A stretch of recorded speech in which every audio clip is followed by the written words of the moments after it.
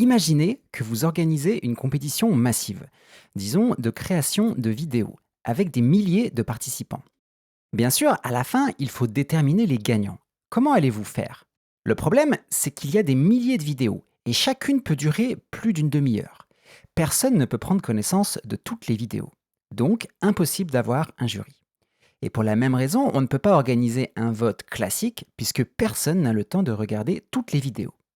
Alors comment on fait pour organiser la compétition? Dans cette vidéo, je vous explique l'algorithme derrière la plateforme que j'ai créée pour la compétition Summer of Math Exposition organisée par Grant de la chaîne Three Blue One Brown. C'est juste la plus grosse chaîne YouTube de maths. On va parler théorie des graphes, mais il n'y a aucun prérequis. Si vous connaissez un peu d'algèbre linéaire, ce sera utile en fin de vidéo, sinon ça pourra vous motiver pour approfondir. On souhaite donc organiser un vote pour déterminer les gagnants. Le truc, c'est que chaque votant n'a qu'une connaissance partielle de l'ensemble des entrées et la connaissance de la qualité des candidats doit émerger au niveau du groupe à l'issue du processus. C'est en fait le rôle du vote et chaque votant va contribuer en défrichant un petit peu l'ensemble des entrées. Pour faciliter la tâche, le plus simple, c'est qu'il vote sur des paires d'entrées A, B et qu'ils disent laquelle des deux est la meilleure, A ou B. Comme ça, on peut ajouter une flèche qui pointe vers la meilleure des deux entrées et on crée au fur et à mesure un graphe dont les sommets sont les entrées et les arêtes sont les votes. Mais comment être sûr que le vote est équitable? On veut de bonnes propriétés pour notre processus de vote. Par exemple, que personne ne soit favorisé. Ça va en fait se traduire par de bonnes propriétés au niveau du graphe. Par exemple, si on choisit les paires de vidéos au hasard, voici le type de graphe que l'on obtient. On observe que certaines entrées reçoivent beaucoup plus de votes que d'autres. Cette entrée est comparée 4 fois, alors que celle-là n'est comparée qu'une seule fois. C'est pas équitable. Pour que le vote soit équitable, on veut que toutes les entrées soient comparées le même nombre de fois. Par exemple, ce graphe est régulier car, comme vous voyez, chaque sommet a 3 arêtes.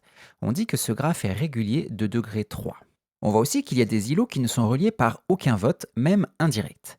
Du coup, impossible de comparer ces deux groupes et de déduire si une vidéo du groupe A est meilleure qu'une vidéo du groupe B. Pour éviter ça, il faut que le graphe contienne toujours un chemin, même indirect, entre deux entrées. Un tel graphe est dit connexe. On a donc déjà deux critères qui assurent que le vote soit équitable, car si le graphe est connexe, alors aucun groupe d'entrées n'est isolé des autres, et si le graphe est régulier, chaque entrée reçoit le même nombre de votes. Le problème, c'est qu'il y a beaucoup trop de comparaisons possibles. Si on cherche à comparer toutes les entrées les unes aux autres, alors chacune des n entrées est reliée au n-1 autres. On pourrait donc penser qu'il y a n fois n-1 arêtes, mais pour ne pas compter deux fois chaque arête, AB égale BA, il faut diviser par 2. Il y a donc n fois n-1 sur 2 comparaisons possibles, et même avec 1000 votants, il faudrait que chacun vote environ 500 fois pour avoir toutes les comparaisons, ce qui est impossible. Donc inévitablement, il va falloir comparer certaines entrées indirectement. Par exemple, si A est plus fort que B et B plus fort que C, alors on a envie de dire que A est plus fort que C. Mais pour un mathématicien, ce n'est pas si évident. En théorie des votes, on peut avoir des situations où une majorité des gens préfèrent A à B, une majorité préfère B à C et une majorité préfère C à A. Pour s'en sortir, on doit faire une hypothèse. On doit supposer qu'un classement des entrées existe. Après tout, c'est le but même du vote de trouver ce classement ou de s'en approcher. Et cette hypothèse était en fait implicite jusque-là. Par contre, comparer des entrées indirectement peut nous amener à considérer de longues chaînes. Et plus les chaînes de transmission sont longues, plus l'information se dégrade, comme dans le cas du téléphone arabe. Donc, pour améliorer la fiabilité du vote, on va chercher à minimiser la longueur des chaînes de comparaison.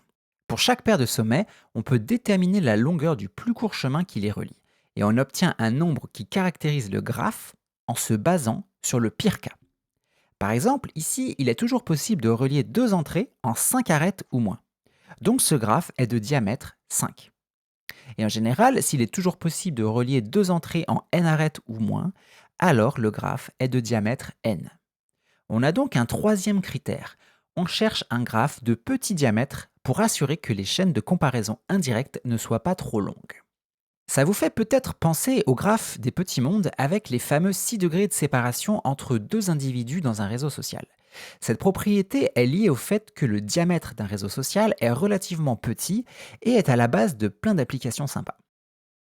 La différence, c'est que d'une part, dans les réseaux sociaux, on a des clusters, c'est-à-dire des groupes très fortement connectés entre eux et assez peu aux autres.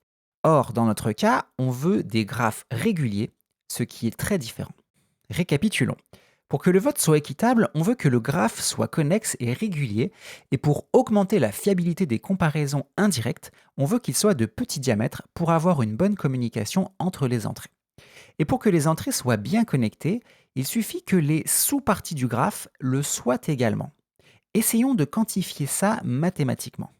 Étant donné une sous-partie S de notre graphe G, on va compter le nombre d'arêtes reliant un élément de S à un élément qui n'est pas dans S. Ces arêtes constituent ce qu'on appelle la frontière de S, que l'on note d rond S.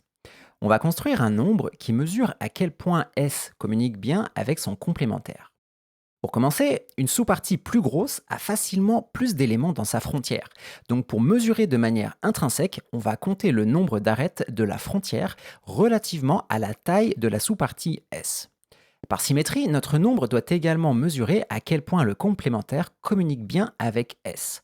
Pour obtenir cette symétrie, on va en fait prendre le quotient par rapport au plus petit des deux ensembles S ou son complémentaire. Comme ça, le nombre mesure à quel point le plus petit des deux ensembles est bien connecté à son complémentaire via leur frontière commune, et cette formule est symétrique. Appelons cette quantité le taux d'expansion de la sous-partie S. Remarquez que la sous-partie en question ne peut pas être vide pour ne pas diviser par 0. Donc cette formule est applicable à n'importe quelle sous-partie stricte des sommets du graphe, mais pas à la sous-partie constituée de tous les sommets, ni à la sous-partie vide. Pour obtenir une mesure de la connectivité de G, on va agréger les données de ce qu'il se passe sur les sous-parties strictes de G. On a plusieurs manières d'agréger des données, on pourrait prendre une moyenne, une médiane, etc. Mais comme dans le cas du diamètre, on va plutôt se baser sur le pire cas en prenant le minimum des taux d'expansion des sous-parties strictes. Comme ça, on est sûr qu'une sous-partie donnée a forcément un taux d'expansion meilleur que ce nombre. Appelons ça le taux d'expansion de G. Pour bien comprendre ce que représente cette notion, on va faire trois exemples. Dans le cas d'un graphe non connexe, on peut trouver une sous-partie qui n'a aucune arête sortante, donc sa frontière n'a aucun élément. Comme le taux d'expansion de G est un nombre positif ou nul et que c'est un minimum sur les sous-parties, on en déduit que le taux d'expansion d'un graphe non connexe est 0. Ça nous donne en fait une nouvelle manière de caractériser la connexité et on cherche donc dans le cas du vote des graphes dont le taux d'expansion est non nul. Dans le cas d'un cycle, si l'on prend un hémicycle comme sous-partie, elle est de taille n sur 2, ainsi que son complémentaire, et n'a que deux arêtes dans sa frontière. Donc le taux d'expansion d'un cycle est inférieur ou égal à 4 sur n, et plus un cycle est grand, moins il est bien connecté. Avant de nous intéresser au cas du graphe complet, observons que le min au dénominateur de la formule entraîne qu'on a toujours un nombre inférieur à n sur 2 au dénominateur. Quitte à prendre le complémentaire de S qui a la même frontière, on peut donc supposer que S est de taille inférieure ou égale à n sur 2. Donc la formule peut se réécrire en prenant le min sur les sous-parties strictes de taille inférieure ou égale à n sur 2. Dans le cas d'un graphe complet, chacun des éléments d'une sous-partie de taille m est connecté au n-m éléments de son complémentaire. Il y a donc m fois n-m arêtes dans la frontière. Le taux d'expansion est donc le minimum de n-m lorsque m est inférieur ou égal à n sur 2, ce qui donne n sur 2. Donc le taux d'expansion d'un graphe complet est grand et on retrouve qu'un graphe complet est très bien connecté. Intéressons-nous au diamètre de ce type de graphe. Lorsque le taux d'expansion t est strictement positif, alors une sous-partie de taille s a plus de t fois s éléments dans sa frontière. Donc, en ajoutant les éléments de la frontière à ceux de S, on a une nouvelle sous-partie verte ayant 1 plus t fois plus d'éléments que S. Cette formule est multiplicative et en répétant ce processus plusieurs fois, on a une sous-partie dont la taille croît exponentiellement. Si on applique ce raisonnement à une sous-partie n'ayant qu'un seul élément, comme la sous-partie croît exponentiellement, n'importe quel autre sommet du graphe sera atteint assez rapidement. Plus précisément, la longueur d'une chaîne reliant deux points quelconques est au pire de l'ordre du logarithme de n. Et donc, si le graphe a un bon taux d'expansion, alors son diamètre est petit, de l'ordre du logarithme de grand N. On peut donc mettre à jour nos conditions de connexité et de petit diamètre en disant que l'on cherche en fait un graphe régulier avec un bon taux d'expansion. Il nous reste à créer ce graphe. Dans notre cas, on a déjà les sommets puisqu'ils correspondent aux entrées enregistrées. On veut connaître les bonnes comparaisons à faire entre ces entrées pour avoir un graphe régulier avec un bon taux d'expansion. C'est là qu'intervient une relation magnifique entre le taux d'expansion d'un graphe et les valeurs propres de sa matrice d'adjacence.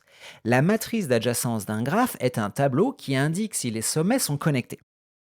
Ici, le nœud 0 est connecté aux nœuds 3, 5 et 7, donc il y a un 1 dans les cellules 3, 5, 7 de la ligne 0. Idem, le nœud 1 est connecté au nœud 6, 7, 9, donc il y a un 1 dans les cellules 6, 7, 9 de la ligne 1 et des 0 ailleurs. Observez que la somme des coefficients sur chaque ligne donne le nombre 3.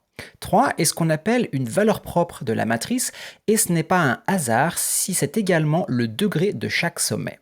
Certaines combinaisons des coefficients pourront donner d'autres valeurs propres et on apprend à les calculer en algèbre linéaire. Le résultat qui suit est incroyable, c'est l'inégalité de Cheeger. Elle nous donne un encadrement du taux d'expansion d'un graphe régulier à partir des deux premières valeurs propres de sa matrice d'adjacence. La première valeur propre étant juste le degré du graphe comme on l'a vu. Donc l'écart entre le degré D et la deuxième valeur propre lambda 2 mesure à quel point le taux d'expansion est bon. Et pour avoir un bon taux d'expansion à degré fixé, il faut que cette deuxième valeur propre soit la plus petite possible. Deuxième élément du raisonnement. Un théorème d'Allen et Bopana nous donne une borne inférieure pour cette deuxième valeur propre dans un graphe régulier. On sait donc qu'on ne pourra pas faire mieux que cette borne, et les graphes qui en sont proches sont donc les meilleurs expandeurs possibles, on les appelle des graphes de Ramanujan. La pièce finale du raisonnement est une preuve de 2004 de 118 pages par Joel Friedman qui montre qu'en prenant d sur 2 cycles aléatoires, alors la deuxième valeur propre est bornée par 2 racines carrées de d-1 plus epsilon avec une excellente probabilité. Autrement dit, le taux d'expansion est proche de la borne d'Allen et Bopana. Donc on tient notre modèle. En prenant des cycles aléatoires de taille n, on obtient avec une grande probabilité le meilleur type d'expandeur régulier. Tous nos critères sont satisfaits, le graphe est connexe, régulier et de petit diamètre, et le nombre de comparaisons à faire est cette fois totalement raisonnable, puisque pour obtenir un graphe régulier de degré 10, il suffit d'ajouter 5 cycles, et chaque participant n'a besoin de voter donc uniquement 5 fois. Il ne reste plus qu'à faire les votes et à classer les entrées sur le graphe avec le PageRank de Google par exemple.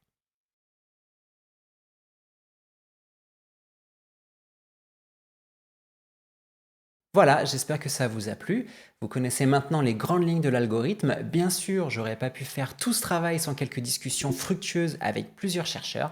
Donc merci à François Durand et Fabien Mathieu des laboratoires Bells, ainsi qu'à Laurent Viennot de l'équipe de théorie des graphes de l'IRIF. Et bien sûr, merci à James et Grant pour toute l'organisation. C'est grâce à eux que cet événement existe. Allez, pour se faire plaisir, je vous mets un dernier exemple lorsque n égale à 1000. Observez comme le diamètre diminue drastiquement avec cette méthode.